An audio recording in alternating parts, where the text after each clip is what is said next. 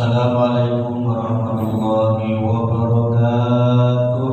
Waalaikumsalam warahmatullahi wabarakatuh. Alhamdulillahirabbil alamin wassalatu wassalamu ala asyrofil anbiya'i wal mursalin sayyidina Muhammad maulana Muhammadin wa ala alihi wa sahbihi ajma'in, amma ba'd. Bapak Ibu jamaah salat subuh yang dirahmati Allah Subhanahu wa taala, alhamdulillah kita masuk pada subuh ke-7. Artinya sudah hampir sepekan kita melaksanakan ibadah puasa. Alhamdulillah ibadah puasa tanpa kendala yang berarti karena kita sudah memang betul mendekatkan bulan untuk melaksanakan ibadah puasa pada bulan Ramadan ini. Baiklah, pada pertemuan kali ini kita membahas tentang ashar ataupun hadis mauquf, yakni perkataan ulama, perkataan para sahabat disampaikan oleh Ka'ab bin Ahbar, disampaikan oleh Ka'ab bin Ahbar. Ka'ab bin Ahbar ini memang nama sahabat yang tidak begitu populer. Mungkin Bapak Ibu kalau dengar nama sahabat yang paling sering didengar Abu Hurairah, Ibnu Abbas, siapa lagi? Ibnu Majaz. Misalnya Umar bin Khattab, Ibnu Majaz, Abu Bakar Siddiq, Utsman bin Affan, Sayyidina Ali dan lain-lain. Tapi ketika mendengar Ka'ab al-Ahbar ini tidak begitu populer. Hanya saja memang beliau masuk Islam itu bukan pada zaman Rasulullah SAW. Beliau masuk Islam pada zaman kekhalifahan atau Amirul Mukminin Umar bin Khattab. Kata Imam Nawawi, Ka'ab bin Ahbar ini adalah pembesar-pembesarnya ulama, tetapi dari bangsa Yahudi. Dia bukan dari bangsa Quraisy di Mekah atau kabilah-kabilah Arab, tetapi dia dari bangsa Yahudi yang memeluk agama Islam. Nah, ini berarti dia levelnya level tabi'in, bukan sahabat, level tabi'in, karena Islamnya itu di zaman Sayyidina Umar bin Khattab. Jadi Bapak Ibu jangan menyangka bahwa orang Yahudi itu tidak ada yang Islam. Orang Yahudi juga ada yang Islam. Buktinya Ka'ab ini orang Yahudi tapi dari ulama besar atau tabi'in, memeluk agama Islam. Bahkan di bangsa Israel sekarang pun itu tidak semuanya non-muslim ataupun penduduknya kafir. Tetapi sebagian dari penduduk di Israel itu ada juga yang beragama Islam. Bahkan kita juga sering pada momen-momen akhir-akhir zaman ini mendengarkan orang-orang yang membenci Cina. Dia tidak tahu bahkan di Cina itu sebagian Muslim. Hanya saja madhabnya madhab Imam Hambali. Kalau di Cina itu agama Islamnya menggunakan mazhab Hambali. Kalau di Indonesia mayoritas mazhabnya Syafi'i. Jadi kita tidak bisa mengeneralisir suatu masalah membawa ke suku atau negara, karena di situ juga ada sahabat-sahabat kita yang agama Islam. Hanya saja agama Islam di Cina itu sebagai agama yang minoritas, sama halnya dengan di Israel. Ada tetapi tidak banyak, sekitar berapa persen atau tidak sampai 10% atau lebih kurang 10% itu memeluk agama Islam. Jadi di sana saudara-saudara Islam kita, saudara-saudara Muslim kita itu menjadi minoritas, penduduknya sedikit. Kalau di Indonesia agama Islam ini mayoritas, paling banyak penduduknya. Apa kata Ka'ab al-Ahbar? Beliau mengatakan al-usulu lil mu'minina minasyaitani salasatu. Benteng pertahanan seorang mukmin dari setan itu ada 3. Ini kan ibu bapak ini sedang berperang dengan setan. Jadi kita harus siapkan benteng pertahanan. Macam di Jawa itu kan banyak, ada di Jogja ada benteng Jogja. Benteng Jogja itu dibangun untuk apa? Untuk menghalangi. Waktu itu digunakan para penjajah untuk menghalangi rakyat setempat menyerbu markas mereka. Ada lagi benteng di daerah Kebumen, benteng Panderwich. Itu juga digunakan penjajah untuk menghalangi pemberontakan dari penduduk-penduduk setempat. Bahkan benteng ini sangat vital kalau dalam urusan perang. Kalau kita tidak mempersiapkan benteng, kita mudah diserang oleh musuh-musuh. Termasuklah musuh bebuyutan Nabi Adam, yaitu adalah iblis yang bala tentaranya adalah setan. Iblis ini bala tentaranya setan. Kalau iblis itu raja daripada setan, dia itu macam pimpinan tertinggi lah. Kalau sebuah negara itu presiden, nah iblis itu pimpinan tertinggi setan, itu namanya iblis. Kalau iblis itu cuma satu jenis, dia berasal dari Abal Jan. Kalau dalam tafsir jalan lain, jenis iblis itu dari Abal Jan. Dia bukan dari golongan manusia, tapi dari golongan jin. Kalau setan itu ada dua golongan, minal jinnati wan nasi, dari setan-setan manusia maupun setan-setan jin. Jadi setan itu ada yang bentuknya manusia, ada yang bentuknya jin tidak kelihatan. Nah, ini kita bagaimana cara membentengi diri kita dari setan? Yang pertama, 3 benteng yang bisa kita bangun dari godaan-godaan setan. Benteng di sini Pak Bu, kata Imam Nawawi, bisa saja wal makanu al-murtafi'u alladhi yamna'ul 'anhu. Bisa berarti sebagai bangunan yang tinggi yang mencegah untuk masuknya musuh atau datangnya musuh. Tapi bisa juga wal husnu aidon as-silah. Bisa juga benteng di sini diartikan sebagai senjata, yaitu pedang. Nah, jadi kalau dia diartikan pedang, 3 perkara ini menjadi pedang melawan setan. Melawan setan yang menggoda kita, baik setan manusia apalagi setan jin. Kalau setan manusia nampak, yang tak nampak itu setan jin, tak nampak. Yang pertama, al-masjidu hisnun. Masjid adalah benteng pertahanan umat mukmin. Nah, masjid kenapa? Li'annahu mahalul zakirin wal malaikah. Masjid menjadi benteng orang-orang mukmin dari godaan syaitan, karena masjid itu tempatnya orang mengingat Allah dan tempatnya para malaikat di atas muka bumi. Nah, ini masjid.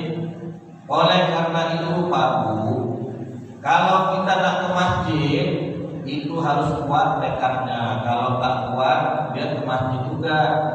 Tapi cuma pas Ramadan awal-awal aja ke masjid. Dan tengah-tengah hilang, ujung tak nampak lalu. Nah, jangan sampai seperti itu. Kita harus tahu bahwa masjid ini benteng. Kalau sudah masuk masjid, berarti kita sudah masuk benteng pertahanan dari godaan setan. Tapi kalau belum masuk, setan itu goda, tak usah masjid asal, sholat di rumah sebentar, begitu. Nah, gitu kan. Sholat tarawih tak usah, sunat aja, tak usah sholat tarawih, ngapain capek-capek sholat tarawih, masih di rumah. Kalau udah masuk masjid, insya Allah tidak berani lagi goda kita, karena ini benteng pertahanan. Tempatnya orang zikir, tempatnya malaikat ibu, ini di masjidnya. Makanya kalau kita rajin ke masjid, makanya benteng pertahanan kita kuat. Dan orang yang mencintai masjid, dia berarti mencintai benteng pertahanan dari godaan setan. Ini termasuk golongan yang Allah lindungi pada hari kiamat nanti. Kata Nabi, ada 7 golongan yang pada hari kiamat nanti, yaumala la zilla illa zilluh, tidak ada perlindungan kecuali perlindungan Allah.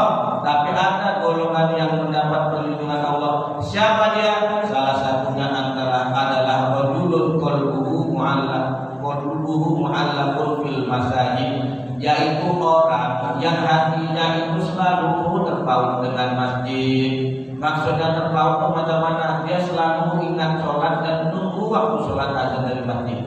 Nah ini bukannya azan malah sakit pinggang azan.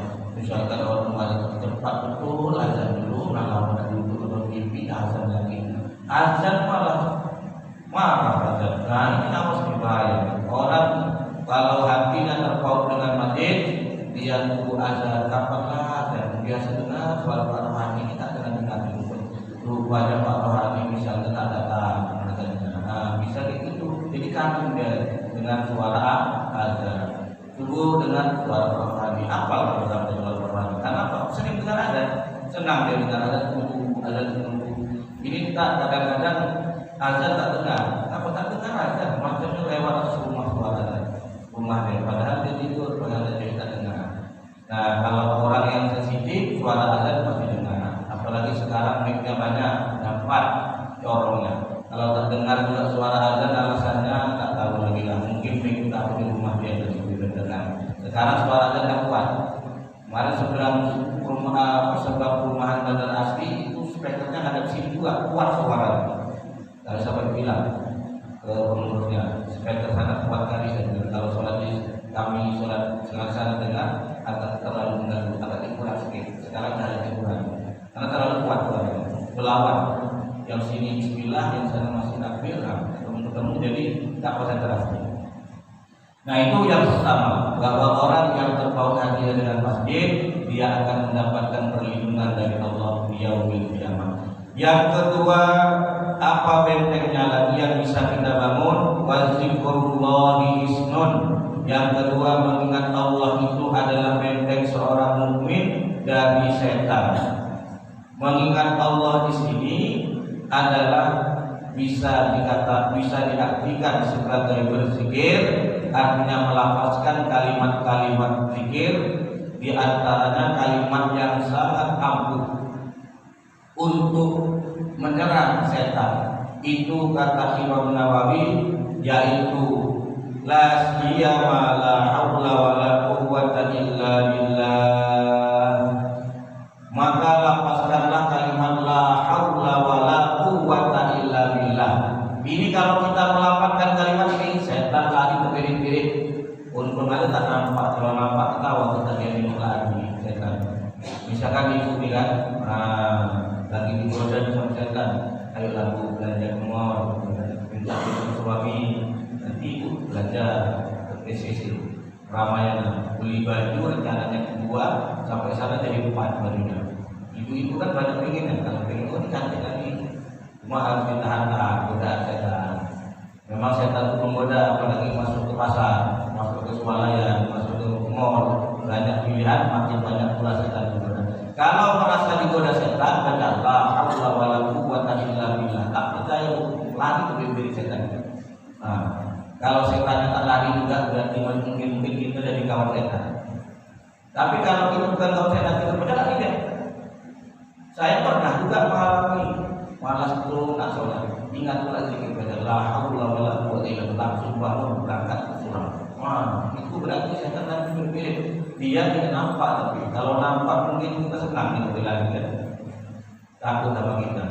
Ini zikir la haula wala quwwata illa billah, ini zikir yang sangat ampuh untuk mengusir setan dari menggoda kita. Kata Ustaz, bulan Ramadan setan itu diikat. Tapi ngapa pula masih ada godaan-godaan? Nah, yang diikat itu setannya. Setan itu dia menggoda dari luar. Ini bedanya kadang-kadang kita tak ngerti. Kita itu di dalam diri kita ada juga nafsu. Kalau dari luar diri kita ada setan. Ini bedanya berpaham. Setan itu godaan yang berasal dari luar, dia masuk lewat pintu nafsu syahwat. Jadi kalau setan yang diikat, nafsunya masih ada, dia tetap berbuat jahat juga kalau dia tidak bisa menundukkan hawa nafsu. Setan ini macam batu api. Batu api tahu kan batu. Batu api itu kompor. Dia tuh ngompori kita. Misalnya nih, kita misalnya nak ingin di siang-siang ini panas, buka puasa aja, puasa setengah hari aja, tak apa-apa. Bukan ada yang nampak, istri suami kerja di rumah sendiri masak, buka aja lah. Nah ini setan yang mulai tadi. nanti setan makin lama makin goda, tergantung kita bisa menaklukkan godaan setan dan hawa nafsu atau tidak. Itu kalau di luar bulan puasa, begitu puasa dari utama. Kalau di puasa ini setannya diikat. Sebetulnya tidak ada godaan dari setan, yang ada godaan dari hawa nafsu kita. Nah, tinggal kita lah menundukkan hawa nafsu. Jadi setan diikat, manusia tetap bisa berbuat jelek, berbuat jahat karena ada nafsu dalam dirinya. Nah, kalau nafsu bisa ditundukkan, maka dia bisa bebas dari godaan nafsunya. Jadi setan itu godaan yang berasal dari luar diri manusia. Kalau godaan yang berasal dari dalam diri manusia, dia disebut dengan hawa dan nafsu. Terakhir yang ketiga, wa qiraatul Qur'ani hisnun, membaca Al-Qur'an itu juga benteng pertahanan kita dari godaan setan.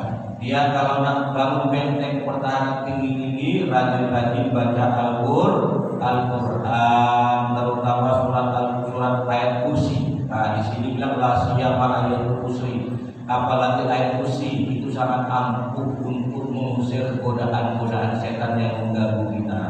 Tapi di Indonesia di salah-salah gunakan pula kadang-kadang dia bikin cerita kuntilanak, sundel bolong, genderuwo, dan terakhir orang mati, orang Islam mati, jadi kuntilanak, jadi sundel bolong, dia panggil ustaz di baca kursi. Allahu la ilaha illa huwal hayyul qayyum.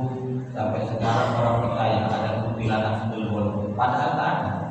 Itu kalau orang yang percaya ada kuntilanak ada sundel bolong, itu orang yang hobi nonton sinetron dan terpengaruh oleh sinetron. Sekarang sundel bolong udah tinggal sudah tidak ada lagi. Tapi orang masih percaya ada sundel bolong, ada kuntilanak. Dalam Islam tidak ada sundel bolong, tidak ada kuntilanak. Lebih-lebih pocong, ya Allah, kadang-kadang kita dilatah. Ada hantu pocong katanya. Orang Islam mati di pocong jadi hantu. Siaran kali orang Islam mati di pocong jadi hantu. Yang bisa jadi hantu pocong itu orang Islam aja bu. Karena yang lain tak dipocong, agama lain. Orang Cina tak dipocong, orang Kristen tak dipocong, apalagi agama-agama yang dipocong. Ada yang tak pakai, tapi orang cuma ditanam gitu aja. Orang Islam dipocong bisa jadi hantu pocong. Ini adalah bentuk penjajahan secara tidak langsung. Kita tuh mau dikatakan ini orang Islam kalau mati di jalan pakai baju putih menakutkan, lebih lagi malam Jumat keyboard tambah dibikin malam Jumat keluar ada pocong, orang jadi takut keluar malam. Inilah pemahaman penjajah yang dia doktrin lewat sinetron, lewat film ke orang-orang yang nonton TV. Sehingga apa, orang yang tak belajar agama dia jadi percaya betul ada hantu pocong. Padahal tak ada hantu pocong. Mana ada orang mati hidup lagi pocong ya? Kalau ada yang mati kita tahu kan dengan orang mati. Kenapa hidup lagi kan? Mungkin ada orang mati yang hidup pada zaman dulu dituliskan di kitab Qaulul Azim. Ada orang mati hidup tapi dia hidupnya bukan pocong-pocong lompat itu kan. Dia dihidupkan oleh Allah, dia mau menyampaikan bahwa aku gembira di alam barzakh karena mendapatkan perlakuan ini diceritakan ada dalam hadis. Tapi kalau pocong tak ada. Kalau bapak itu masih percaya pocong itu ada, dibenarkan keyakinan kita tak ada dalam Islam pocong. Pocong sudah dikubur dan di situ. Jangankan dia mau jadi pocong pak orang mati, dia dikubur menghadapi malaikat bukan nakir aja udah susah. Nak jawab pertanyaan kalau dia misalkan ditanya marok bukan, kok mau jadi pocong sempat-sempatnya anak lompat-lompat main-main. Tak ada gitu. Sama juga doktrin dengan Roro Kidul. Itu sama cerita-cerita legenda-legenda masyarakat. Itu sengaja dibuat oleh penjajah supaya orang itu jadi kolot pikirannya. Makanya Roro Kidul itu dibuat salah satunya itu supaya orang-orang Indonesia dulu di daerah pantai selatan Pulau Jawa dia tidak mau melaut. Kenapa? Ada Roro Kidul nyangkut laut. Padahal apa pak? Nenek moyangku orang pelaut, nenek moyang kita orang pelaut, kok malah nggak mau melaut? Kenapa? Ada Roro Kidul, padahal Roro Kidulnya perempuan. Masa laki-laki takut sama perempuan? Nah ini doktrin penjajah terhadap kita. Maka ketika merdeka dibentuk tentara angkatan laut, maka slogannya apa pak? Jales Pepa Jaya Mahir. Itu artinya apa pak? Justru di laut kita berjaya. Berjaya di laut bukan ada Roro Kidul. Orang justru yang pengaruh samudra itulah peradaban yang berhasil, yang berjaya. Makanya orang Idul itu cuma cerita-cerita itu aja. Kalau nanti bilang setan jin itu di mana-mana ada tempat, nggak hanya di laut, di rumah ada setan sama jin. Nah itulah mitos-mitos Pak. Jadi saya kembali ke kitab lagi bahwa membaca Al-Quran itu bisa menjadi benteng pertahanan kita dari setan. Maka bacalah Al-Quran apabila kita mengalami godaan-godaan. Tak baca godaan utama. Keutamanya luar biasa Pak. Al-Quran ini ibadah yang sangat luar biasa. Kenapa saya bilang luar biasa? Karena ini saya ceritakan. Kalau Bapak ibadah, contoh nih, misalkan Pak Irman Shah dari itikaf di Masjid Asal. Itu malaikat rohnya dicatat tuh Pak Irman Shah masuk itikaf semalam jalan. Dia balik misalkan pada subuh, dicatat sekali aja. Berarti Pak Il sudah melakukan itikaf 1 kali. Pahalanya 1 kali dilipatkan 10. Berarti berapa? 1 kali dilipatkan 10 pahala. Sekali duduk dibalas 10. Tapi kalau Al-Quran, kata Nabi apa? Man qara'a Al-Quran, man qara'a harfan min kitabillah, barang siapa yang membaca 1 huruf dari kitab Allah yakni Al-Quran, walau bihi hasanatun, dia akan mendapatkan 1 kebaikan. Wal hasanatu bi asri amsalihah. Sedangkan kebaikan Allah balas 10 kali lipat. La aqulu alif lam hakun. Kata Nabi, aku tidak mengatakan alif lam itu 1 huruf. Alif lam 1 huruf tidak, kata Nabi. Lakin alifun harfun, tetapi alif itu 1 huruf. Wal lamun harfun, lam itu 1 huruf. Wa mim harfun, dan mim 1 huruf. Jadi pakai ibadah alif lam mim itu dicatat 3 kebaikan. Huruf hitungnya Pak Al-Quran bukan sekali duduk. Kalau sholat sekali sholat Allah itu 1 kali ibadahnya. Kalau baca Quran ibu baca alif lam mim dapat 3 huruf, berarti 3 kebaikan. Per huruf hitungnya berapa kebaikan? Ini hebatnya di Al-Quran Pak. Hitungnya per huruf. Kalaulah baca semua Al-Quran kata bulan puasa ini berapa huruf coba itu sendiri. Saya tak itu. Itu lebih banyak kalikan 10. Sangat banyak. Ayatnya aja 6.666 ayat. Hurufnya belum lagi kalikan 10. Maka banyak pahala membaca Al-Quran. Terus apa lagi? Yang kedua, Al-Quran itu kata Nabi perintahkan umat untuk baca Quran. Iqra'ul Quran, kata Nabi, iqra'u, bacalah kalian Al-Quran. Kenapa? Fa innahu ya'ti yaumal qiyamah syafi'an li ashabi. Karena Al-Quran akan datang pada hari kiamat, dia memberikan pertolongan kepada orang yang membacanya. Nah, ini kembali lagi ke kiamat. Orang pada hari kiamat tak bisa menolong. Pak Iwan tak bisa menolong istrinya. Kenal lu itu istri saya, tahu tak bisa nolong. Memang kenal. Anak saya kenal tak bisa nolong. Saya kenal juga bapak emak saya tak bisa nolong. Pada saat itu terjadi kegoncangan yang sangat luar biasa. Jadi orang tak bisa saling menolong, dia pikirkan nasib masing-masing. Nak dibawa kemana lah tujuh, neraka ke surga, tangan kanan, tangan kiri, sibuk masing-masing. Nah pada hari inilah kita yang rajin baca Quran. Wa innahu ya'ti yaumal qiyamah. Al-Quran datang pada hari kiamat. Syafi'an li ashabi, dia menolong pada orang yang rajin baca, yang rajin membacanya. Nolong Al-Quran itu. Makanya manusia itu lupa terbagi menjadi 3. Yang satu kembali ke dia, yang 2 tidak kembali ke dia. 1 ruh dia itu kalau mati kembali ke Allah. Yang kedua jasad dia kalau mati kembali ke tanah, dimakan cacing, dimakan ular. Yang kembali ke dia cuma 1, amalnya. Inilah yang kita baca Quran, amal kita akan kembali manfaatnya kepada kita pada hari kiamat. Al-Quran datang. Oleh karena itu rajin baca Quran supaya proteksi diri, benteng diri kita dari godaan setan itu kuat, tidak mudah tergoda oleh setan. Kita dah tahu setan musuh kita, janganlah kita berkawan dengan setan.